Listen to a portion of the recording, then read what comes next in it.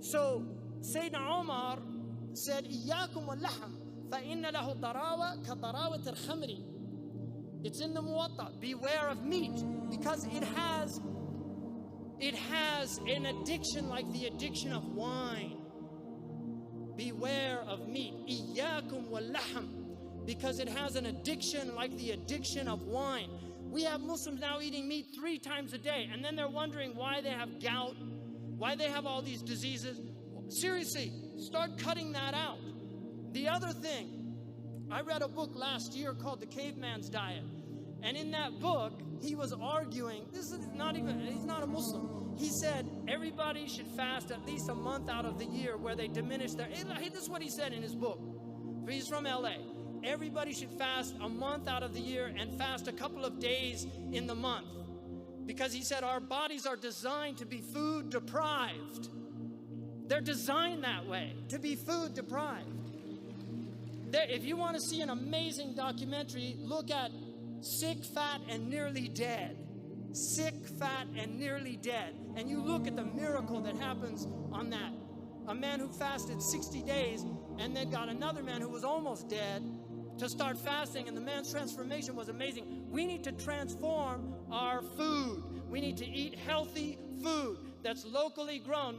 If we're going to eat meat, you shouldn't eat meat more than once a week.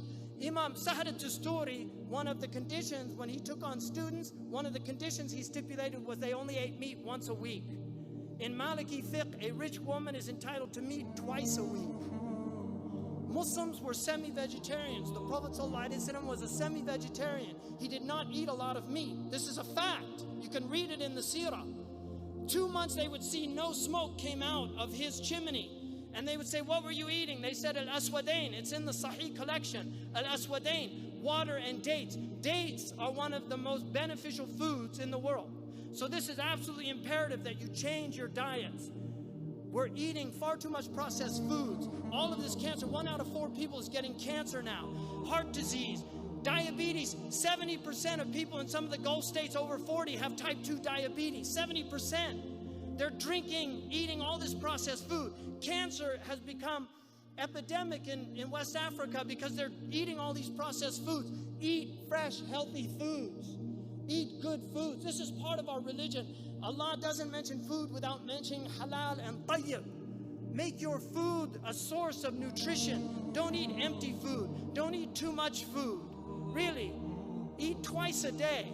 Sahal was asked, he said, what do you say about a man who eats once a day? He said, akul al-anbiya, that's the way the prophets eat. He said, what about twice a day? He said, akul al-salihin. He said, that's the way the righteous eat. And then he said, what about 3 times a day? He said, build for them a trough.